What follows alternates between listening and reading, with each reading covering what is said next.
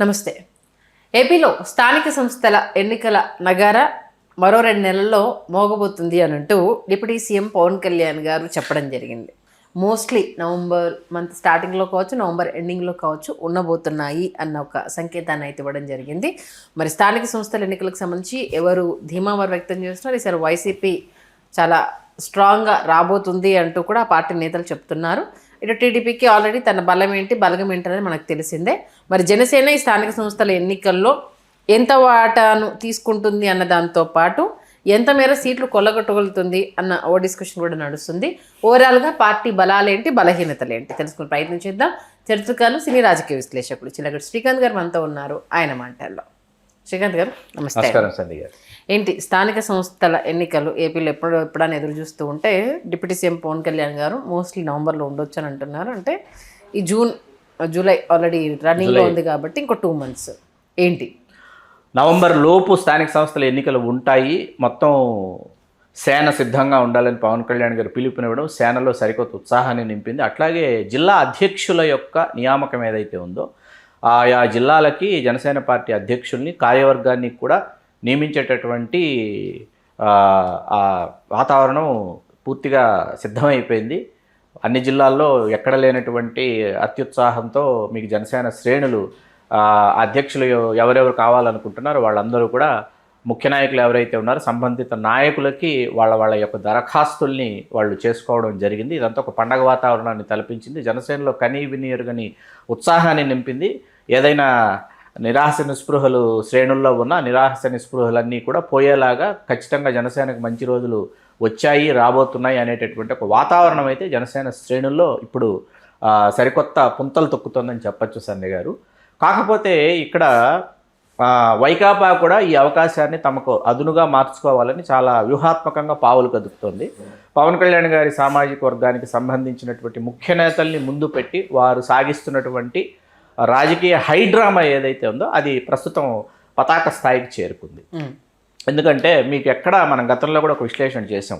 ముఖ్య నాయకులు అనుకున్న వాళ్ళు ఎవరైతే ఉన్నారో, ఎవరైతే అధికారంలోకి గతంలో కాంగ్రెస్ కావచ్చు, డాక్టర్ వైఎస్ రాజశేఖర రెడ్డి గారు ముఖ్యమంత్రిగా ఉన్న సమయంలో, ఆ తర్వాత జగన్మోహన్ రెడ్డి గారు వైకాపాలో ముఖ్య నాయకులు అనుకున్న వాళ్ళందరూ అధికారం వస్తే మీకు నాయకత్వం కావచ్చు, ఆధిపత్యం కావచ్చు, కేవలం రెడ్డి సామాజిక వర్గం మాత్రమే మీకు పోషించేటటువంటి ఒక పరిస్థితి, వాళ్ళే ఏదైనా చలాయించేటటువంటి ఒక పరిస్థితి. అట్లాంటిది ఇవాళ చిన్నరెడ్డి, పెద్దరెడ్డి, బుజ్జిరెడ్డి, మల్లిరెడ్డి, బాబిరెడ్డి వీళ్ళందరూ ఎక్కడున్నారో సామాజిక రాజకీయ విశ్లేషకులకు అంతుపట్టడం లేదు.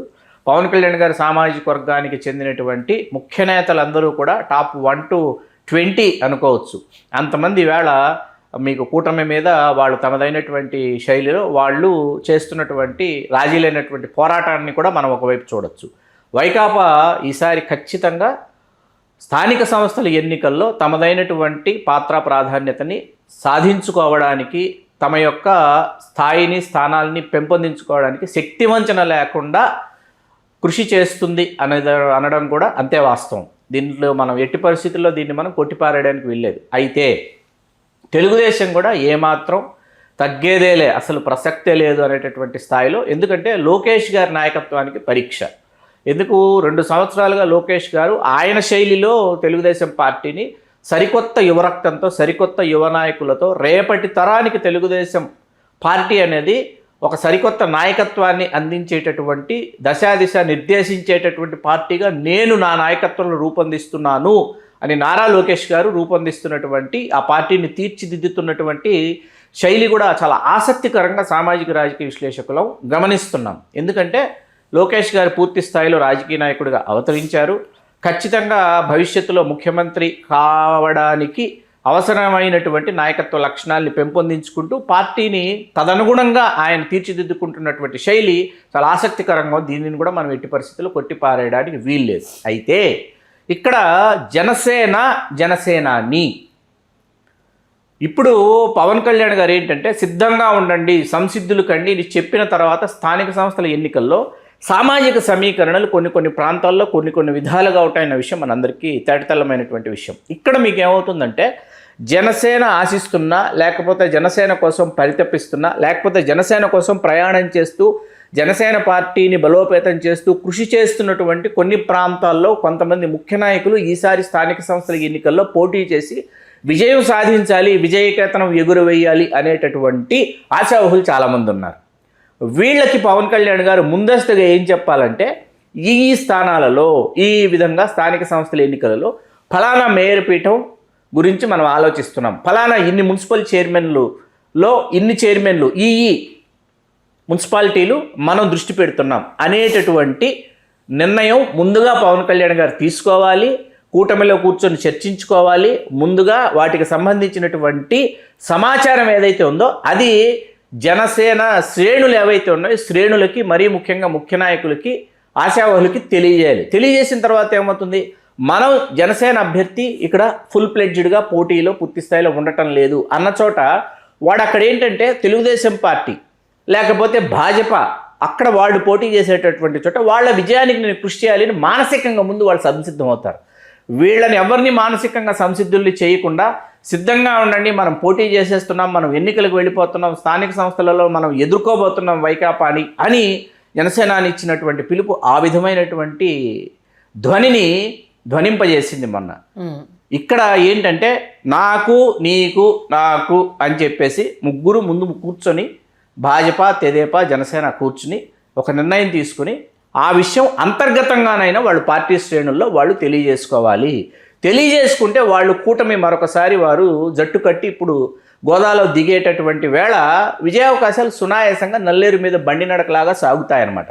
లేకపోతే తెలుగుదేశం అభ్యర్థులు నించున్న చోట జనసేన ఇనాక్టివ్ అయిపోయినా, జనసేన యాక్టివ్గా ఉన్న చోట తెలుగుదేశం ఇనాక్టివ్ అయిపోయినా వైకాపాకి విజయం అనేది నల్లేరు మీద బండి నడక అవుతుంది. ఓకే, అది మొత్తానికంటే ఎవరు ముందు గెలవాలన్నా స్థానికంగా ఉన్న నేతలు కార్యకర్తలతో ఏంటిది సమన్వయం కాకపోతే కష్టం అంటారు. దీంట్లో అలా టీడీపీ ముందు వరుసలో ఉంది. వైసీపీ ఎందుకంటే ఈసారి ప్రభుత్వం మీద ఉన్న వ్యతిరేకత మాకు కలిసి వస్తుంది, నియోజకవర్గాల్లో మా వైపే ప్రజలు ఉన్నారు అనేసి వాళ్ళు నమ్ముతున్నారు. ఎంతవరకు వైసీపీ నమ్మకం? వైసీపీ అవకాశాన్ని అదును కోసం ఎదురు చూస్తుంది వైసీపీ. అందుకే నేను మీకు ఇందాకే నేను తెలియజేశా, ఆ అదునులో కూడా మొట్టమొదట ఎత్తుగడ వాళ్ళు ఎలా వేశారంటే పవన్ కళ్యాణ్ గారి సామాజిక వర్గానికి సంబంధించినటువంటి నేతలందరినీ ముందు వరుసలో పెట్టారు.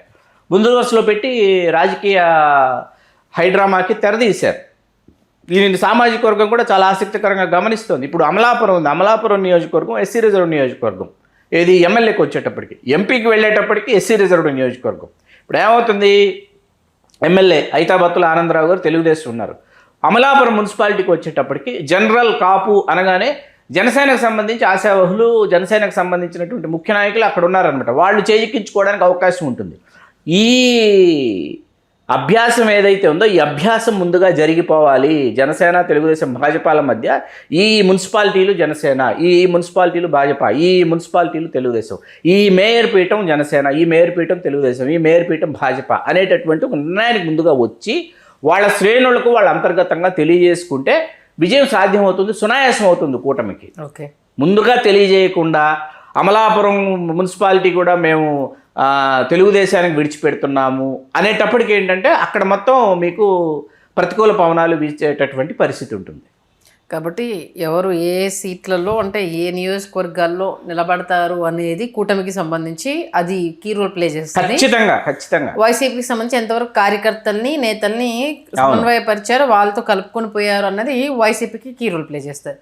చూద్దాం స్థానిక సంస్థలు మరి నవంబర్లో ఉంటాయంటే ఇప్పటి నుంచి నవంబర్ లోపే ఎవరి సన్నాహాలు వాళ్ళు చేసుకోవాలి, ఎవరి హడావుడి వాళ్ళు స్టార్ట్ చేయాలి, ఏ మలుపు తిరుగుతుంది అనేది. ఎవరు నార్మల్గా అయితే లీడ్ అనేది ఎప్పుడు అధికారంలో ఉన్న పార్టీకే ఉంటుంది. కాకపోతే ఏపీలో వచ్చేసరికి ఎప్పుడు ఇది కొంత ఏంటంటే మొదటిసారి చూసుకున్నప్పుడు ఎంత హోరాహోరీగా వైఎస్ఆర్సీపీ ఉంది అనేది చూసాము. సెకండ్ టైంకి వచ్చేసరికి కూడా అంతే హోరాహోరీగా గడవడం చూసాము.